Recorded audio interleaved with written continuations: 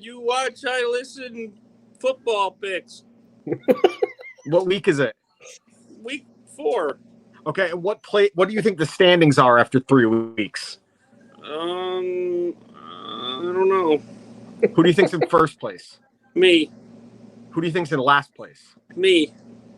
Okay, so welcome to week 4 of the You Watch, I Listen 2021-2022 NFL picks.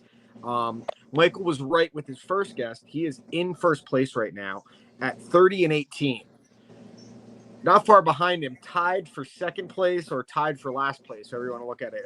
Both Josh and myself at 29-19. So there's one game separating us. This is as close as it's been this early in the season. You know, the previous 2 years, Taylor was buried pretty quickly. Josh and I did like a flip-flop thing, and then Josh went ahead. So it's very interesting so far how evenly matched we are.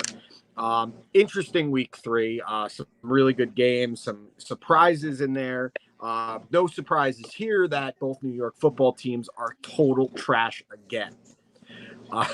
It's funny. So right now, through 3 weeks, are the Robert Saleh, Zach Wilson Jets worse than the Adam Gase, Sam Darnold Jets? Yeah. You think so? Josh, no one wants to watch you fucking eat like a slob. No one Shut up. I watch. Welcome to like You Watch, slob. I Eat. Yeah, you watch, I eat. I got a Barstool pizza. It's It's good. name of Josh's autobiography. Shut up. So you think the Saleh Jets are worse than the Gase coach Jets of last year through 3 weeks? Yeah, they're pretty fucking bad. Yeah, I can't say that they'll be this bad long term, but right now they're very bad. Yeah, well, it's interesting what you're seeing in the league right now. So when you think about over the last, I've had a conversation with a couple friends, Steve, Jeff, a bunch of different guys about, we're so used to now when these rookie first-round quarterbacks come out, like instant success, whether it's year 1, in Mahomes' case, year 2, but his first year as a starter. But you think about Justin Herbert, Russell Wilson, Andrew Luck, that these guys get thrust into starting instantly. When is the last time you can remember collectively all the first-round draft quarterbacks struggling the way they are, from a can't miss prospect in Justin Lawrence to what we're seeing with Zach Wilson to Justin Fields and what they did to him this past week. And then Mac Jones, who was the best of them coming into this past week, and he only had 1 touchdown pass. What can you think of a time all the first round quarterbacks struggled and there wasn't at least one lighting it up? No.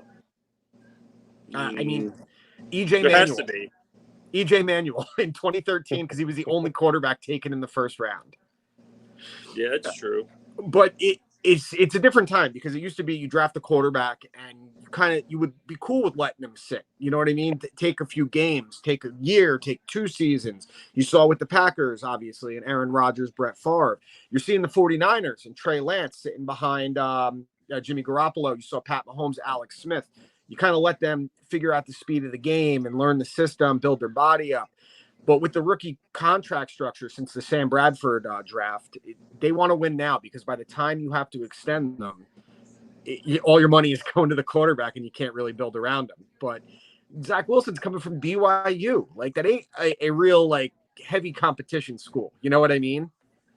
Yeah. Well, you see Justin Fields played this week. He started because Dalton was hurt. But, he has no offensive line. You can't really judge these guys because they're on such shit teams. And it's beyond just, the offensive line was part of the problem. Sure, he got sacked 9 times, I think it was total. And it would make sense to get sacked 9.5 times. 9 times total, right? But this is what's mind-numbing to me is that they ran the offensive system as if it was still Andy Dalton back there, not playing into the strengths of Justin Wilson, which is the fact that he is 6'4", 230 and can run a 4.4 40. Like, they ran, I think, 2 RPOs, even attempted, like no play action. It was shocking someone said it was either intentional because Matt Nagy has been so reluctant to pull Andy Dalton and said that Andy Dalton still might come back, or it was negligent to do to a young quarterback. Yeah, well, they gave fucking Dalton so many snaps in practice that, when it was game time, this guy does not know what the fuck he's getting into. And then you run for your life on top of that. So sometimes, with Mahomes' situation, his raw talent can take over. But that's very rare. He's a generational talent, that guy. But like you don't see that very often. Even Justin Herbert, when he first started, when Tyrod Taylor got the fucking chest thing, he came in, but he fucking, he played good. He just has the natural raw ability to fucking go in there. But a lot of guys, they just, they need the time. They come out, they fucking go to the BCS championship every year with Ohio State, and then when it comes into playing NFL, it's a whole motherfucking world. Yeah, I mean, the game is faster. The players are bigger. They're all on steroids, and then you're going in there, and you would think that it'd be easier in some ways because they say the college game is more pro ready than ever, right? But the other side of that is that the defensive players in college are also playing a more pro ready game, coming to these defenses where the guys are faster, they're ahead of the game.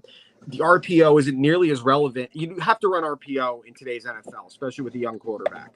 But it isn't as easy to pull off because of the ineligible man downfield rule. They call it on so many RPOs because the offensive lineman is only 2 yards ahead of where the line of scrimmage was, but that makes him ineligible downfield. But what I saw with what they did to Fields on Sunday, Matt Nagy should have been fired after that immediately because you have this guy who he is in college even, raw talent, like great physical abilities. He's a gamer. He's tough, great arm. You should not be trying to design plays where he needs to go through 3 progressions and get rid of the ball. He ain't ready for that. No rookie quarterback is, especially when they have a bad offensive line. It should have been a quick read, slant, screen passes, bubble screens, roll him out, something. Max protect. How many times was he in empty backfield? And they're going to break the kid, just like you're seeing kind of the Jets doing with Zach Wilson. And that's another example. No veteran backup for them to lean on. And Justin Lawrence, the interception he threw on Sunday on that flea flicker was a horrible throw, a horrible decision off his back foot. And I don't think Urban Meyer's doing that kid any favor either. Definitely not. So why don't we get into it? So Manfro, you and I had the same record last week, 11-5. Josh, you went 10-6. So that's what's the difference here right now. So we'll start out to Thursday night games, a barn burner. The Jacksonville Jaguars at the surprise 2-1 Cincinnati Bengals. The Bengals are 7.5-point favorites at home. Michael, I'm going to take the Bengals. I mean, Joe Burrow hasn't looked great, but Jacksonville really looks shitty. But Jamar Chase has looked great. He's looked awesome. I think he finds him once or twice will be enough to win the fucking game, honestly, because Jacksonville's offense is like abysmal. They can't even get Allen Robinson going. No, can't get him going. And Allen Robinson is on the Bears. Oh, you're thinking Allen Hurns? Yeah, whatever. No, and he hasn't been on the Jaguars. Who's the running back for Jacksonville? James Robinson. Yeah, that's it. Whatever. Fucking Robinson, though. I said the fucking right. So, you're thinking of the wide receiver is Chalk, who's pretty good on Jacksonville. They can't get DJ Chalk. But the other thing about the Bengals, it's easy to say Burrow's playing good, not great. What they did to the Steelers says more about the Steelers to me than anything else. But the Bengals defense has played pretty well this season, specifically on the defensive line, which is where most people, including myself, thought they were going to be weak. But I'm really impressed with their play there. Burrow's still getting hit a lot, and it's a little concerning, but he was very comfortable throwing to his old college teammate. So I'm also going to take the Bengals here, and I love them to cover the 7.5. So I'll take the Bengals. Josh? I am taking the Bengals too, but I'm taking them for a different reason. Well, same reasons, but I just think that Urban Meyer's way in over his head. I know I said that I think Joe Judge is going to be the first coach fired, but I think that Urban Meyer is going to be the first coach gone. I think he's going to leave during you think mid-season he'll resign? I honestly do. Like he's going to do his thing like he did at both Florida and Ohio State. Oh, health issues. He's going to take that USC job. Yeah. I mean, from what I understand, the USC job, he's definitely in the running for it. But the other one is the Chiefs offensive coordinator, Eric Bieniemy, who has been, for some reason, passed over for head coaching jobs the last few seasons. Is he he's black? Kind of a favorite. What was that? Is he black? Yes. Oh, well, that's why he's been. The Rooney Rule. Yeah, but they interview guys who have no business coaching anyway. No, they'll interview the intern wide receiver coordinator as for the head coaching position. Oh, see, we fulfilled the Rooney Rule. Yeah, he's only 20, but they'll interview the guy that washes the jerseys. So you're taking the Bengals, and you think? Hey Taylor, go fuck yourself. What did Taylor say? Oh, do you not see the comments? No, I'm not on the YouTube part of it. Oh. Anyway, so you think Urban Meyer's going to quit midseason? I do believe he's one and done either way. I mean, the fact that he said to Vic Fangio last week, every week is like playing Alabama. Dude, that ain't good. Like, it's a different game. And, you know, his strength as a coach in college was he's a great recruiter. That's gone now. You can't just say, hey, you know, we're going to build it. You're going to win a championship. You're going to get drafted in the first round. Your big recruiting chip is having Trevor Lawrence. So now that if Trevor Lawrence isn't playing well and it's Jacksonville, no one really wants to go there. Like, the people of Jacksonville don't want to be in Jacksonville. So we're all taking the Bengals there. All right. Next game. Josh, is your game. The Washington football team coming off a drubbing at the hands of the Buffalo Bills at the Atlanta Falcons, coming off their first win of the season over the New York Football Giants. The Washington football team, as of this morning, was a 1.5-point favorite. Josh, your team, your game. I am taking the Washington football team. Even after that rousing victory? Oh, it was rousing. So why are you taking Washington? Because they suck. Who? Atlanta? All. Both suck? Yeah, both suck. Okay, Manfro. I'm taking the Falcons because it worked last week when he took the Giants, so it's going to work again this week. So are you making picks based on Josh's picks? well, if he's going against his team, I know he doesn't want to go against his team, but he's going against his team, and I think I'm gonna pull out the Falcons' victory because of it. So what's interesting is that this week the Falcons are not going to be on TV, and if they are, Fox fucked up big time because no one wants to watch Washington and Atlanta. I would say that so far this season, Washington has been fairly disappointing. You know, they are an offsides play away from being 0-3 in an offsides kick against the Giants. The Falcons have been about what you expected. Bad defense. I mean, yeah, they gave up only 14 points to the Giants. It's like, yeah, that's a lot for the Giants. But the Washington defense has been really, really disappointing. You know, Buffalo, we know, can go off at any time, and they did obviously here. But turning the ball over on offense. With that said, I am going to take Washington. I think it's a get-right game for the defense, specifically the pass rush here.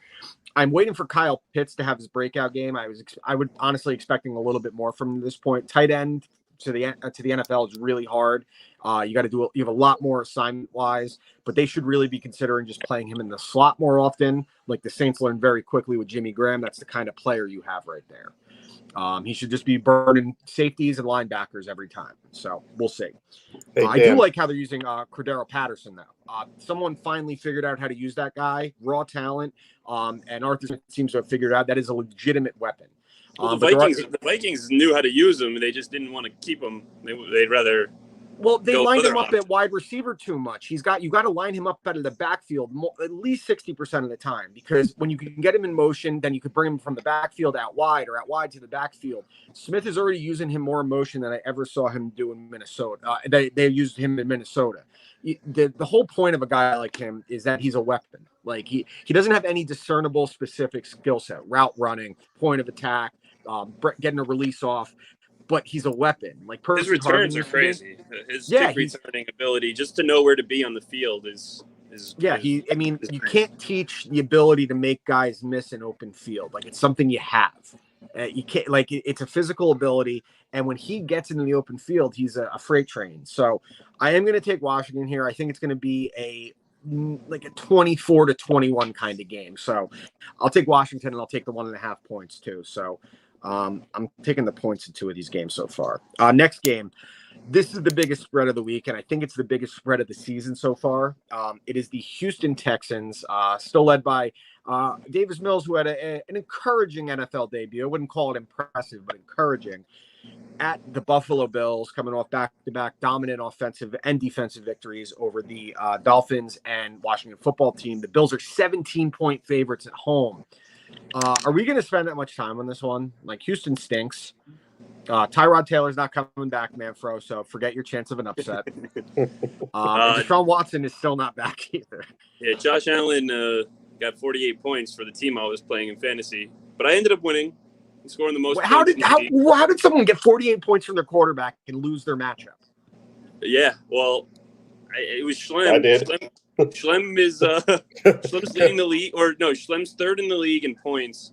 but he is 0-3. So, dude, I'm going through the same thing in my fantasy thing. I scored the second most points and lost this week by 2 fucking points. Yep, Josh Allen was my quarterback. That's what happened to Schlem today when he played me this week, is that I had the most points in the league. He had the second most points in the league. But if he would have played anybody else in the league, he would have won. But is he mad? Nah, he don't give a shit. He's like, it's still early. I got this. He sounds like a Jets fan. They're after week 2 every season. Yeah, like Dolphins fans. Hey, I didn't say anything. All right, so we're all taking Buffalo, right? We're not wasting time on this bullshit. No. Next game is an NFC North matchup between the Detroit Lions and the Chicago Bears, who we just talked about. Detroit has played pretty good games this year. Like they played the Packers tough, they played Week 1 tough, and they should have beaten the Ravens. Like let's be fair about 2 things here. They lost because of an NFL record 66-yard kick that was literally just enough, right? And it should have never counted. It was that's my kicker, baby, Justin Tucker. Justin Tucker. Adam Vinatieri aside, and he's an all-time great. You know, maybe the second best kicker of all time. Justin Tucker is the best kicker in NFL history. Yeah, to do it, the consistency with he's done it. He missed a 41-yarder in that game, right? Yeah, dude. But he's incredible, but he shouldn't have counted. There was a delay game that the refs missed horribly, and the refs were particularly bad this week. But that sucks for the Lions and it sucks for Dan Campbell because the team has been like right there in every single game. They came back big against the 49ers. They played a really good first half against Green Bay, and they should have beaten Baltimore. I mean, to be fair here, Marquise Hollywood Brown, big name, but he doesn't play that great. He dropped 3 touchdowns against the Lions. Yeah, and he missed I seen him drop at least 5 passes altogether that would have been first downs or touchdowns. Yeah. So Chicago, despite that pitiful, disgusting effort, that was no one's fault but Matt Nagy's, are 3-point favorites. So I'm going to take Detroit in the upset here. I think that kind of game that you saw from the Bears last week is the kind of game that gets a team to quit on its head coach if they haven't already. And it sure seemed like they may have quit on him already. Would they have a total of 85 yards total last week? He gave up, I think, 40 more yards in sacks than he had in passing. And that's not his fault. He's a rookie. They're going to hold on to the ball too long. But again, it was either negligent or intelligent or intentional on Matt Nagy's part. So I'm going to take the Lions. I like the way they're playing football. I like what I'm seeing from TJ Hawkinson. Their defense has played pretty well this year, all things considered. So give me the Lions in the upset. I'm taking the Lions as well. I see that coach they got. He's no great shakes, but the guys do play all the way to the end of the game, and it's very easy to sit here and say, the Ravens are a shitty team, but they're not really that bad of a team. They got a great coach, and the fact that Detroit hung with them, and that the Bears, I haven't seen them hang with anybody this year. I'm taking Detroit. They're dog shit. I mean, they won a game. They did beat the Bengals, but it wasn't like it was overly impressive. No. Yeah, Josh. I'm taking the Lions too. Bears stink. Matt Nagy has no idea what he's doing. I do think now he will be the first coach fired, especially if there is another performance like what we saw on Sunday, where you're letting this, prized rookie quarterback that you've never had a franchise quarterback. When your franchise's best quarterback ever is Jay Cutler, that's a problem. No, Jim McMahon, dude. Yeah, listen, I'm talking from a pure statistical standpoint. McMahon was he was the perfect guy for those Bears teams. But Cutler was, on paper, the more talented guy, but he was a guy that teammates didn't like. I mean, it's kind of undeniable at this point. When you see more and more guys that play with him, he didn't really care if we won or lost. And that, you look at Alshon Jeffrey and fucking Brandon Marshall, and every time they leave from those the Bears, they don't put up even close to the stats they did when they were playing with Cutler. Yeah. I mean, listen, he no doubt he could sling it, but he just didn't give a shit about winning. All right, this is a good game. The 3-0 Carolina Panthers coming off the win on Thursday night over who the fuck did they beat? They beat the shit out of Houston at the Dallas Cowboys, who Manfro, you and I had a bet on this game. You took your boy Jalen Hurts and your Philadelphia Eagles, who were your NFC East winner, coming in to cover 4.5. And I was getting a little nervous before the game because the line went down to 3, and I was like, shit. I was like, who does it? Who knows something that I don't, which is a lot of people. And well, then, that was the last pick, and I had to do something different. So, I would be winning a lot more in my picks, but I stuck with it, and I lost, so fuck it. I'll eat a so you got to eat pickle candy next week. And I think we'll have to get that on camera, Josh, to see the reaction. 30 seconds with pickle candy. But Dallas looks really good. Dak is playing unbelievable, picking up right where he left off before the ankle injury last year. He looks like a quarterback that fully has control of his offense, like in every single way. The running back combo of Zeke and Tony Pollard looks great. And big surprise here, the Cowboys defense looks awesome. Now, it is the Eagles, okay? The Eagles, they had a good week 1, but since then, not so hot. But they contained Justin Herbert, and they had Tom Brady and the Bucs on the ropes. So, Mike McCarthy's coaching still leaves a lot to be desired. Not calling a timeout as the first half was winding down was really weird. But Dallas are 4.5-point favorites against an undefeated Carolina Panthers team that lost Christian McCaffrey in the game. And you saw suddenly that offense not to look as effective when you lose maybe the best running back in the league. Dallas are 4.5-point favorites at home. Manfro. I'm taking the Cowboys. I think that, Dak's finding CeeDee Lamb. He has a very good chemistry with him. And, he's got Gallup to go to as a back. Amari Cooper. But the biggest guy that he has chemistry with now is Schwartz, their tight end. And that guy's getting open, way open, because they're getting a lot of attention on their outside receivers. So I say the Cowboys win. And especially without Christian McCaffrey, you saw the Panthers' game plan totally just fly out the window. Collapse. Once he's out of there. And, Chuba Hubbard's going to be okay. He's going to get solid. He's going to get some stats, but Christian McCaffrey is like a guy you have to game plan for, and without that game plan, you're really putting a lot of pressure on Darnold, and we know how he gets when there's a lot of pressure on him. You can still see it even now when he's playing a little well. He still gets a little herky jerky back there when the line collapses a little bit. He's not super comfortable. But the other thing with the Cowboys here is Trayvon Diggs in the secondary is a playmaker for Dallas. And moving Micah Parsons, the first-round pick out of Penn State, from linebacker to defensive end, he has been completely disruptive to the opposing offensive line and quarterback. Huge difference for me here as well. Josh. Yeah, I'm taking the Cowboys. Yeah, it's so our boy Grohow is feeling pretty good, but he is still very nervous based on fat-ass McCarthy. You're the best coach the Packers ever had, Manfro. Yeah, no, I don't think so. I think Vince Lombardi was a little bit better than him. Fuck Vince Lombardi. Yeah. Lombardi's a pussy. Mike McCarthy was the worst with the timeouts, and Aaron Rodgers has a problem with taking his own timeouts. Sure. But Mike McCarthy, when Rodgers didn't call timeouts, he would call this he had no clock management. I wish I could just play a couple of games of Madden with Mike McCarthy just to show him how to clock manage a little bit better. No, he's too busy getting massages and he's missing practices because of it. All right, next game is my team, the Indianapolis Colts at the Miami Dolphins. Dolphins coming off the loss to the Raiders in overtime. Another case about officiating. I never blame a loss on officiating, but they should have had a defensive pass interference in their favor in overtime that would have put them at the 1-yard line. Regardless, they were in a position to lose, so can't blame the refs. The Colts, I don't even remember who they lost to. No, not the Seahawks, right? The Seahawks lost. The Titans. They lost to the Titans. Excuse me. The Dolphins are 2-point favorites at home. I liked some of the things I saw from Miami against a pretty good Raiders team, specifically a good Raiders defense to come back in the second half and at the end there. Miami will cover this game and win it. They are 8-0 against the spread in their last 8 home games. So I'm not going to break it down. The Colts ain't that good, despite I think they have a world-class head coach. So give me Miami to cover the 2 points at home and win.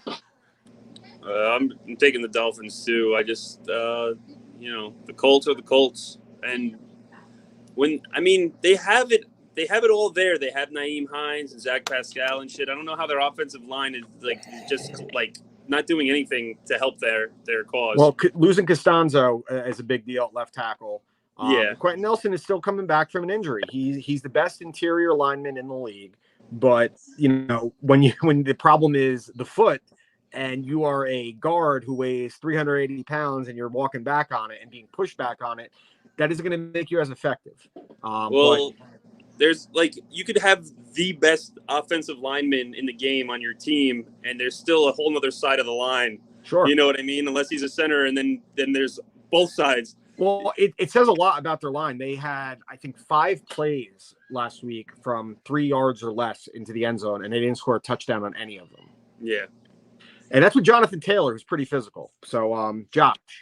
I'm taking the Dolphins as well. I haven't been sold on the Colts at all this season.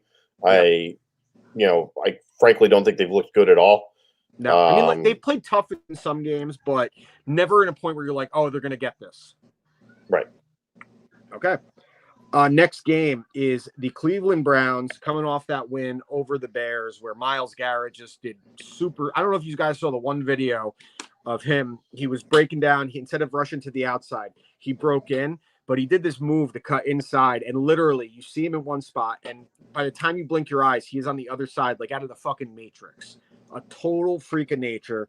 We have 4.5 sacks. The team as a whole had 9.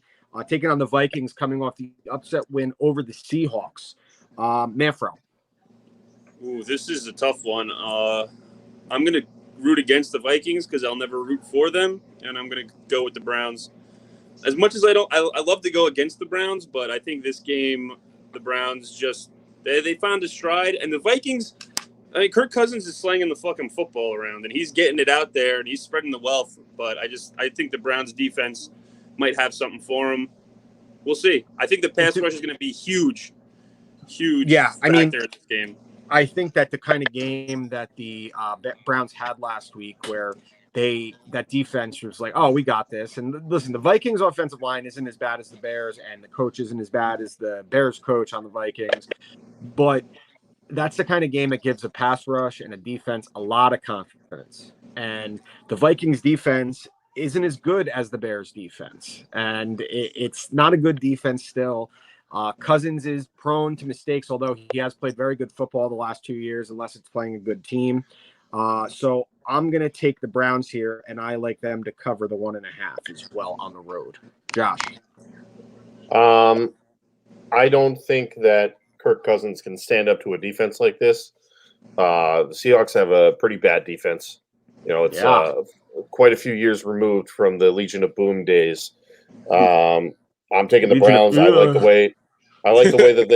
the way they look overall. People eaters. Shut up. They're looking great offensively. Baker's playing as well as I think you would expect him to. He's never going to be that big stats guy, but he's got command of that offense, and I think that's such a big thing. So I'm taking the Browns. Yeah, I would say Baker is, when he's going, he's as efficient as a quarterback as you can get. And he can definitely pull those games out where he throws for 400, 4 touchdowns. But he's getting smarter and smarter with the football and where to roll out. And his mechanics seem to stay in place pretty well. So, I mean, when you have running backs like that, like those two guys are number ones on any team, right? Chubb and Hunt. I mean, the fact that Hunt is there and he's cool with it says a lot. That the coach seems to get it, Stefanski. So, we're all taking the Browns. Next game, the New York Football Giants coming off that loss to the Atlanta Falcons at the New Orleans Saints. Saints playing a much better game come after the week before where they got steamrolled by Carolina. The Saints are 8-point favorites at home. Now, this is what's crazy. So the Giants, when you think about it, they very easily could have won this game this past Sunday. Josh, you watched it. Matt Ryan threw an interception in the end zone that Adoree Jackson dropped.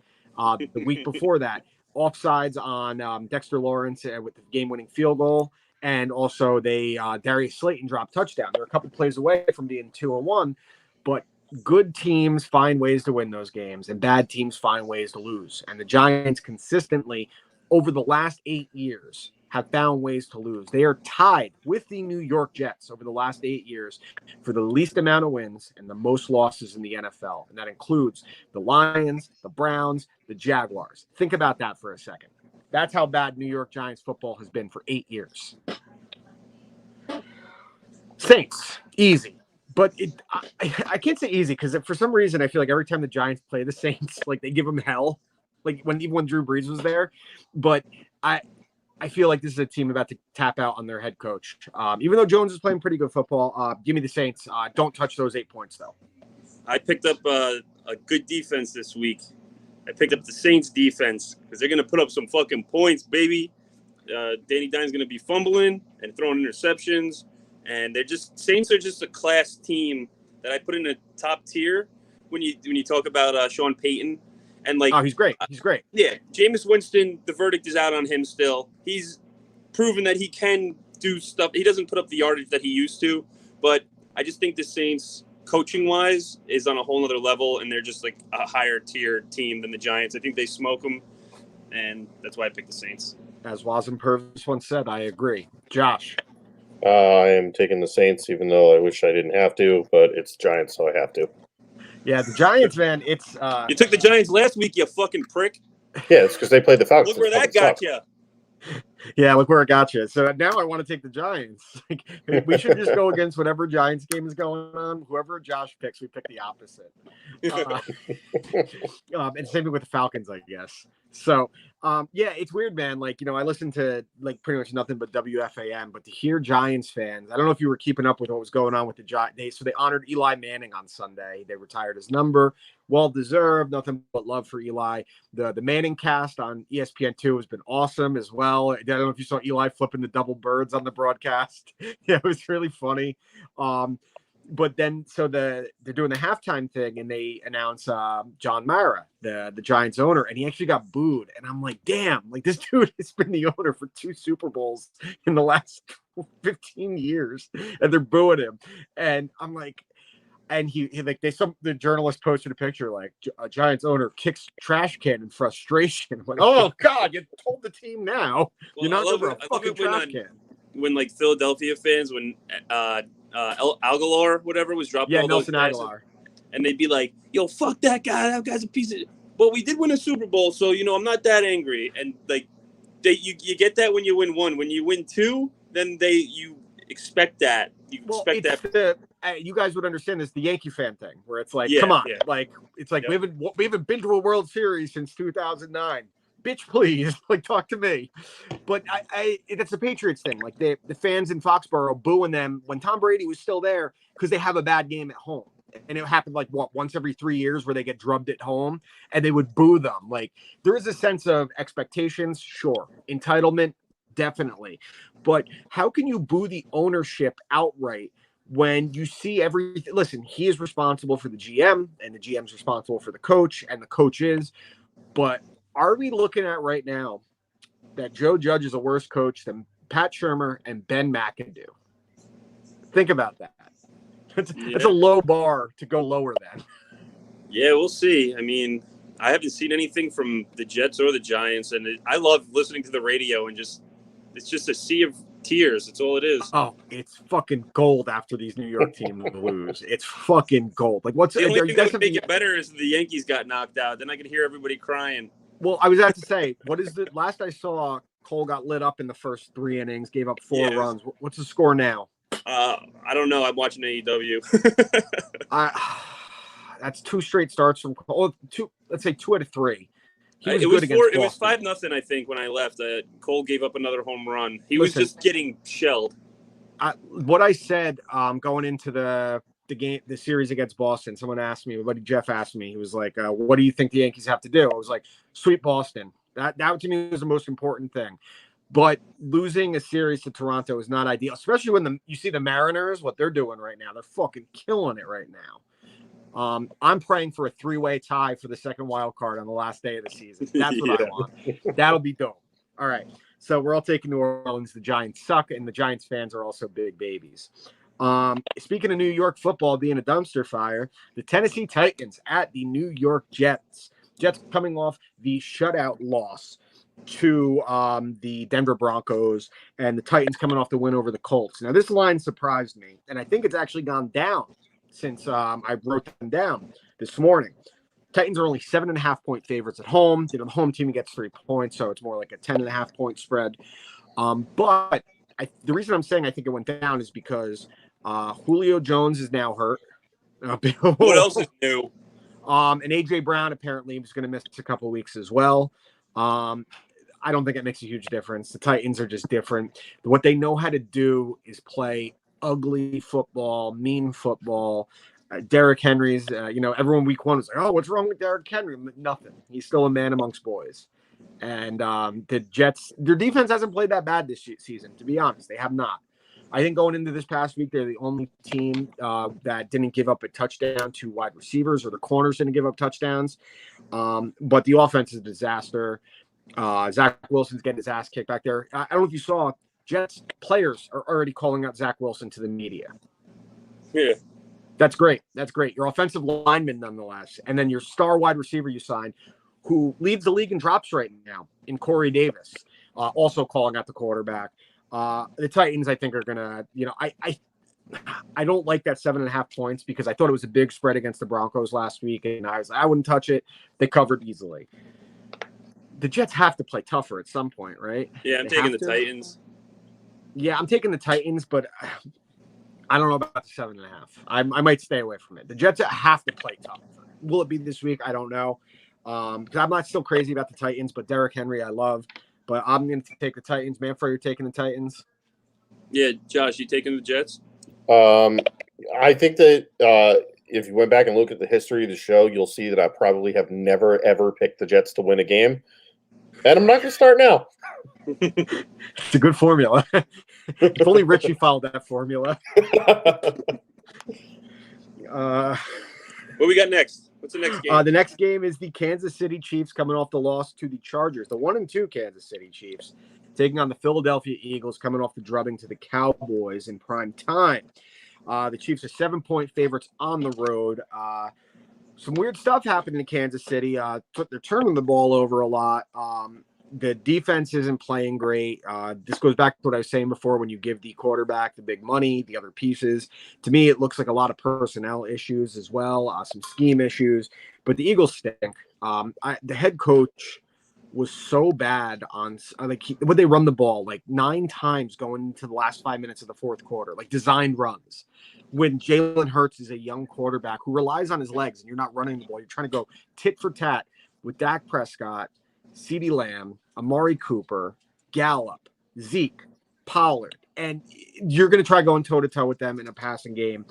This is a get-right game for the Chiefs, and I love them to cover the 7. I love them to cover 12. I love them to cover 20. Chiefs blow them out.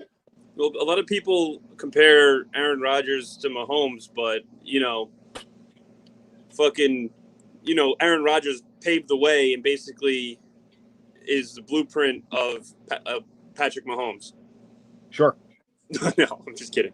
But the off-schedule Aaron Rodgers, like Aaron Rodgers, he doesn't lose back-to-back, and he's only had a couple seasons. But Kansas City doesn't lose back-to-back, and there's no way you can go with the Eagles on this. Josh? Yeah, I'm taking the Chiefs too. Yeah. All right. This is a good game. I'm actually really hyped for this game. 2 undefeated teams in the division, in the NFC West. The Arizona Cardinals at the Los Angeles Rams. The Rams coming off the win over the Bucs. The Cardinals having to do a survival act against the Jaguars. The Rams are 5-point favorites, and I think that's largely due to Matthew Stafford playing exactly how most people thought he would play. Anyone saying they're surprised how well he's playing, didn't watch this guy. Like, this dude was doing no-look passes his rookie year. Like, he was doing that Mahomes shit his rookie year. Even though he was getting hurt, you could see it. And now he's got a coach that can design offensive systems, but with a quarterback that will sling it down the field. Now, Cooper Kupp looks like a top 2 wide receiver in the league. It's awesome to watch, but the Cardinals are playing really good football. I love the way they're playing. I like their coaching. I know they had a little bit of a scare with Jacksonville because of a 109-yard missed field goal return. I'm going to take the Arizona Cardinals to give the Rams their first loss of the season and give them that loss at home. I think that the Cardinals are one of the few teams this early in the season can go tit for tat with that Rams offense. So give me the Cardinals to win this game on the road in the upset. Josh, who are you picking? I love both of these teams. I've been a big, I'm on a soapbox about Kyler Murray and how great I think he is, right? Sure. So I think that you got a divisional game like this, both teams playing well. It's obviously going to be a tough game. It's going to come down to coaching. And I'll tell you something. When I watched that game against the Bucks last Sunday night, I can't tell you how impressed I was with Sean McVay and the way that he has that team, the way that he gets so emotional and so invested in the game. He's running up and down the sidelines. He met them in the end zone after a big touchdown. I love that. I think the team's playing their asses off for this guy. I'm going to pick the Rams here just because I think that Sean McVay is going to, keep that team in line in a very, very important divisional game this early in the season. Sounds like, he met them in the end zone. You want to meet him at a glory hole, you fucking fruit. Fuck you. Yeah, I'm taking the Rams only because Matthew Stafford wants to play meaningful football, and this is his coming out party. Really, it's a strong test. You're playing a 3-0 team. You know what I mean? Divisional 3-0 team. Let's see if you because normally he's playing for an 0-3 fucking Detroit Lions who suck dick. To play spoiler. So I think he's gonna come through. I love Arizona, but I'm gonna take the Rams with this. Cool. All right. Next game is the 1-2 Seattle Seahawks coming off the loss to the Vikings at the San Francisco 49ers. 49ers, Manfro. They were up by 2 points, was it? One or 2 points? Yep. With 37 seconds left. Manfro, take 37 away from 49. What's the number you get? 12, baby. 12. Aaron Rodgers. They left too much time on the clock for one of the greatest quarterbacks of all time. But the 49ers played a good game. They did play a good game. A lot like you, I don't blame wins and losses on refs, but the officiating in that game was a nightmare. And they were just constantly bending the Packers over a barrel. I understand you want to protect players, right?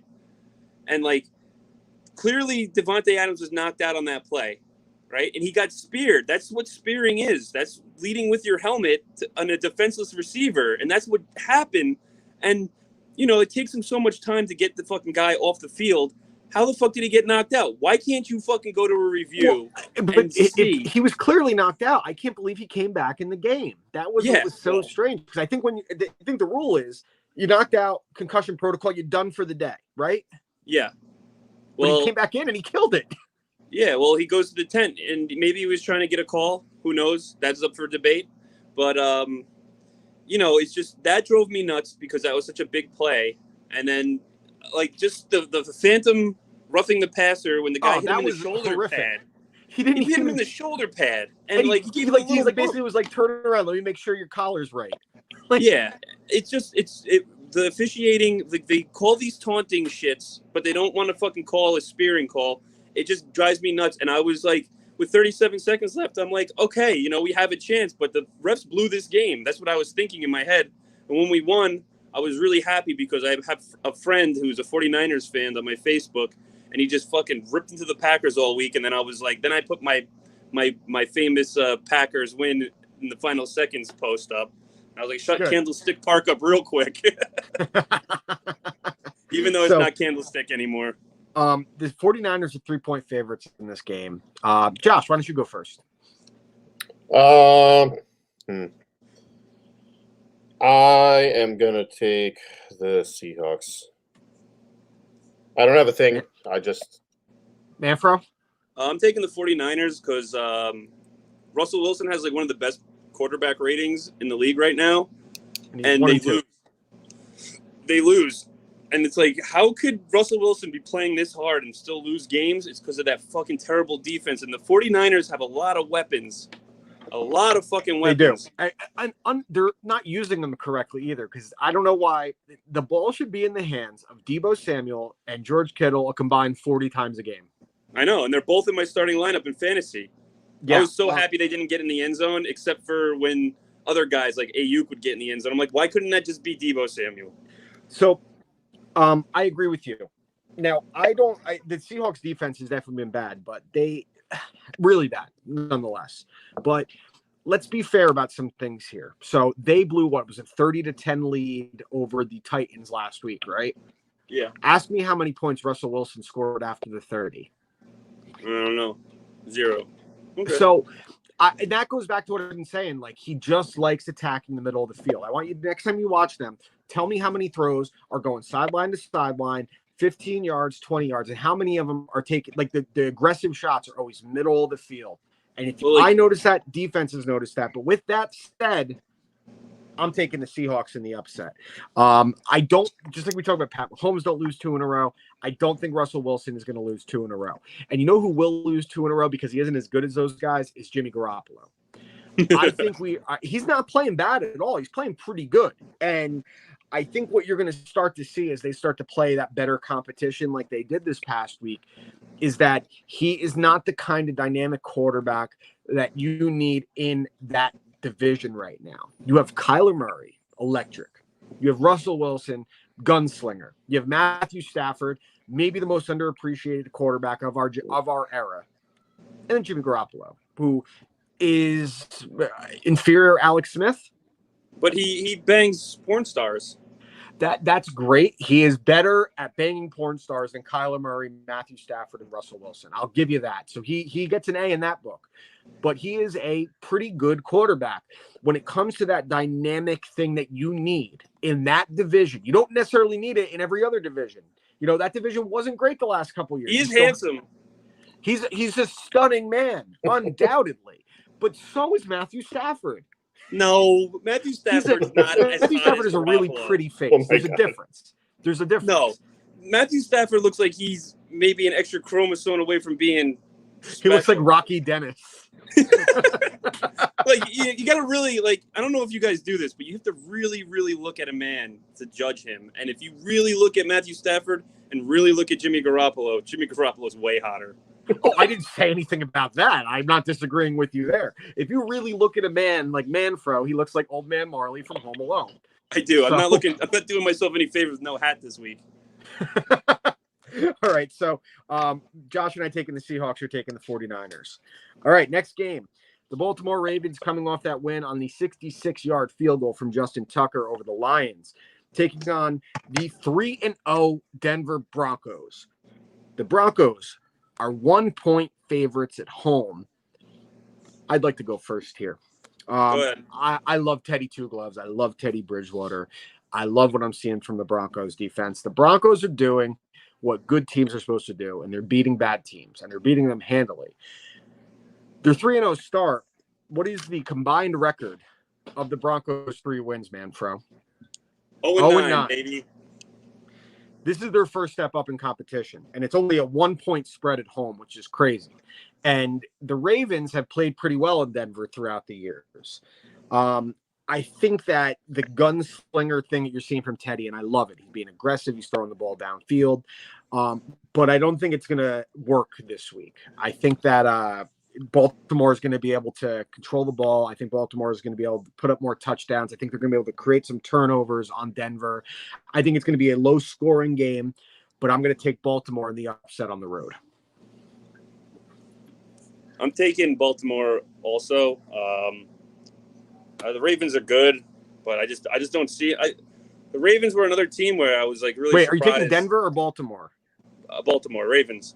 Okay. I'm taking the Baltimore Tuckers. Yeah, I think Tucker's going to have 9 field goals. 9 66-yard field. In Denver, you can take a 72-yarder. A 62, a 55, a 41. Is he your kicker? 9 field goals in a game is an NFL record. Well, yeah. What is the record now? Is 9 the Manfro froze? Manfro did freeze. It's 9 in a game set by Rob Baronis, who is dead. Rob Baronis is dead. Yeah, and he was also the son-in-law of Terry Bradshaw, who totaled his car drunk driving and got burnt to a crisp. The Ryan Dunn special, as I like to call it. Josh, who are you taking in this one while Manfro is still frozen? I am also going to take the Ravens. I think that the Broncos look good, like you said. I think that Teddy Bridgewater is playing great, but I think it might come as a little bit of a shock to Denver as a team, the step of a competition that they're going to get playing the Ravens versus some of the other guys, especially coming off a win against the Jets. Yeah, and I think that's a big part of it. It's not to take anything away from the Broncos here. 3-0 is 3-0, regardless. But we lost Manfro again. Yeah, let me send him another link. undefeated records are created equally. Like we could say, you are what your record says you are. Yeah. But that's so just a basic thing that you could say about it. Like that's like saying when a team goes 8-8, like, well, we should have won 4 of those games. And you look at the Giants, how I said they were a couple plays away from being 2-1. You're good. But when you're 3-0 and your opponents are combined 0-9, and you're talking the Jets, Giants, there is a difference here. And the Ravens competition, the last 2, I know they beat the Lions, bad team, and then they beat the Chiefs, prior to that. I feel bad picking against Denver because I think they're a great story, but this is the kind of game where it's going to be tight.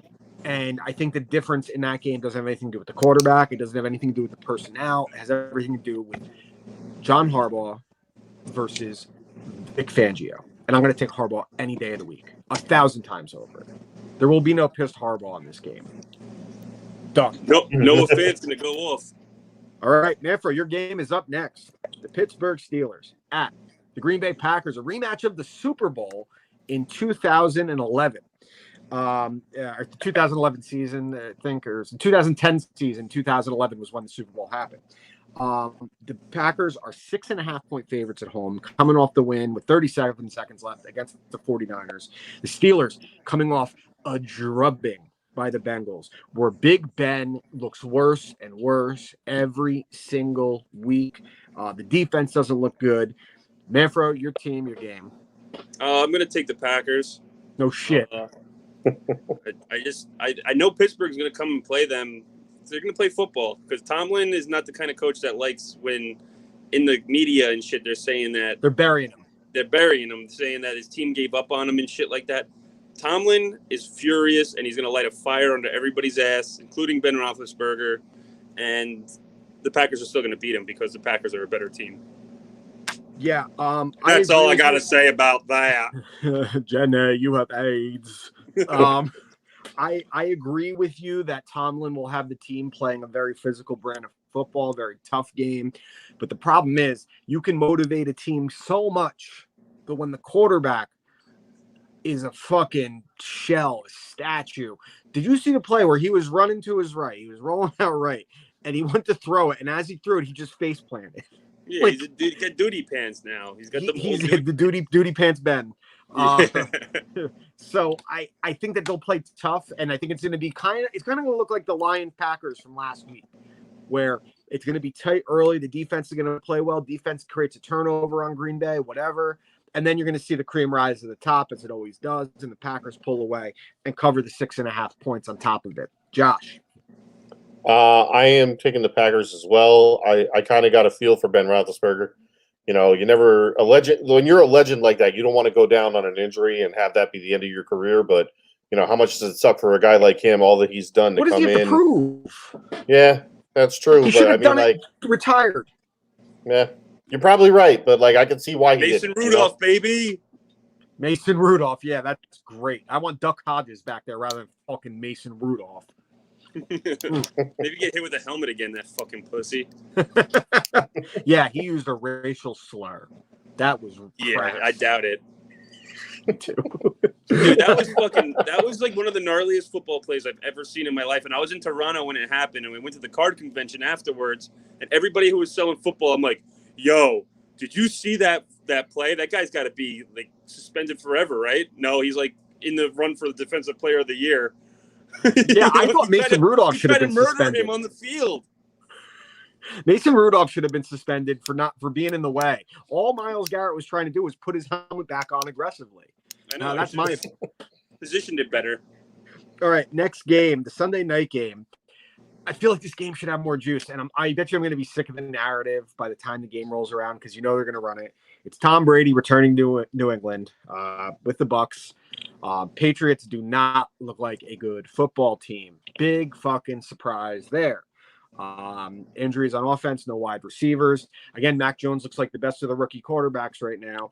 He has thrown less than 150 yards this season to his wide receivers. Like that's kind of hard to do in today's NFL. The Bucs are coming off the loss to the Rams, but Tom Brady threw for 400 yards. The Bucs are 6.5 point favorites on the road. I'm not spending much time on this. I think the Patriots are shot. I don't know if you guys saw this book that came out today, about it's about the relationship between Kraft and Brady and Belichick, and it's the kind of the stuff we were hearing a few years ago before Brady left about the battle for who deserves credit between Kraft, Belichick, and Brady. And in it, there's a quote from Kraft that he says Belichick is the biggest asshole he knows. He's like, I go from being around these great, brilliant people to be around this gigantic asshole. And Brady's the TB12 guy, Alex Guerrero, buried Belichick in the media this week. Brady's father buried Belichick in the media this week. Apparently, the Patriots were talking about Brady was talking about wanting Kraft to fire Belichick and hire Bill O'Brien as the head coach because he wanted more personnel say. I think the Bucs are gonna. Give me those 6.5 points. I don't care if it's New England. The Patriots fans are going to cheer for Tom Brady. That's my prediction here. They're going to be cheering for the Bucs to beat the Patriots. They'll almost probably 100% yell sure. racial slurs at him. That's what fucking Boston fans do. Yeah. So give me the Bucs and give me the 6.5. Give me. Look at his fucking tan now. Fucking Brady's got a tan. He's a fucking. You know what I'm gonna say because I'm from fucking Boston. Those fucking Sam Adams commercials. Your cousin from Boston. The fucking. Yeah, I'm a real racist guy, but I'll drink Sam Adams with you. Yeah, Bucs. Josh. Yeah, Bucks. Buckies. Yeah, easy. Monday night game. AFC West, I guess this will be for first place in the AFC West. The Las Vegas Raiders coming off the win over the Dolphins, taking on the Los Angeles Chargers coming off the win over the Chiefs. The Chargers are 3.5-point favorites at home. Manfro. I'm going to go with the underdog in this one. I'm going to take the Raiders. Do you want me to tell you why? Yeah, please. I was waiting for you to elaborate. I think Derek Carr's getting more comfortable with throwing to those outside guys, and that Edwards or whatever his name is, and like if you look at his targets, Derek Carr went to almost everybody, including 2 running backs 5 times throughout the whole offense. That's 3 receivers and 2 running backs. He targeted him 5 times, and he hit him. So he's using everybody in that offense, and I feel like the Chargers very good, especially what's that rookie Asante Samuel? Asante Samuel Jr. Yeah, he's looking nice. He's looking like his dad. Yeah, but I'm thinking that I think that the Derek Carr's found a little something here, a little magic in a bottle, so to speak, and I think he's gonna keep running with that. And if they have Josh Jacobs, if Josh Jacobs is healthy, that's gonna only help. Josh Jacobs sucks. He sucks. Let's be real. He's talented, but you can only get hurt so many times, and when it's those nagging things, it takes something out of you. I'm no. The guy that ran for all over Miami last week is better than Josh Jacobs. Peyton Barber. Yeah, I don't want to hear about Josh Jacobs anymore. Farce, falsehood, done. And just like that, he's done. The Chargers are going to take away the 0 from the Raiders this week. Getting to see the Raiders up close. Derek Carr is playing unbelievable football. He's playing with confidence, throwing the ball downfield. However, this is still a flawed team. They make a lot of I want to be real about one thing here. The Dolphins had no business bringing that game to overtime. No business. Penalties. They had a chance to take Miami out of the game when Miami had to tie it. 4th and 20. They gave up 27 yards. So I'm still not sold on the Raiders. They're playing very, very good football in spite of their head coach. Because the last couple of weeks, Gruden has made some questionable coaching decisions, but he's also been designing a plays to allow Carr to play to his strengths, to bomb it downfield, to spread it out to his wide receivers. So Gruden deserves credit for that. But the credit to the Raiders' 3-0 start should really go to Carr and the new defensive coordinator, Gus Bradley, specifically, because that defense has improved. But I still think the Chargers are the better team. I do have some questions about their head coach because I think he got bailed out by Justin Herbert this past week. But I like the Chargers in this one. I don't like the 3.5 points, so I'd stay away from that layoff. Josh. I'm going to take the Raiders also. I have some confidence in Derek Carr. He's very quietly leading the league in passing. Yeah, very quietly. I like what I'm seeing. I know coming into the season, I was not high on the Raiders. I still don't think that John Gruden is a great coach. But, they're playing well and they're kind of starting to prove me wrong. And this is a big game. It's divisional. I think they're going to come away with the win. And if they come away with the win, I think that they're going to be a real a real team to watch in the AFC. All right, so there it is. There's our picks for Week 4 of the NFL. As I said, going into Week 4, Manfro has a 1-game lead on Josh and myself at 30-18. Josh and I are 29-19. Before we wrap up, again, a shout out to my guys at Ruglebach and at Z Kaisman. You can find them GZ Card Breaks on YouTube, on Twitter. Some of the best breaks going on right now. Can't recommend it enough. They got a baseball break waiting for 4 more spots to be filled, and a football break I think needs 8 more. You can DM me for information on that as well. Happy to help these guys out. It's been a really cool community. Guys, we'll see you next week for episode 156 of You Watch, I Listen, and then our general NFL show. See you next week. Peace.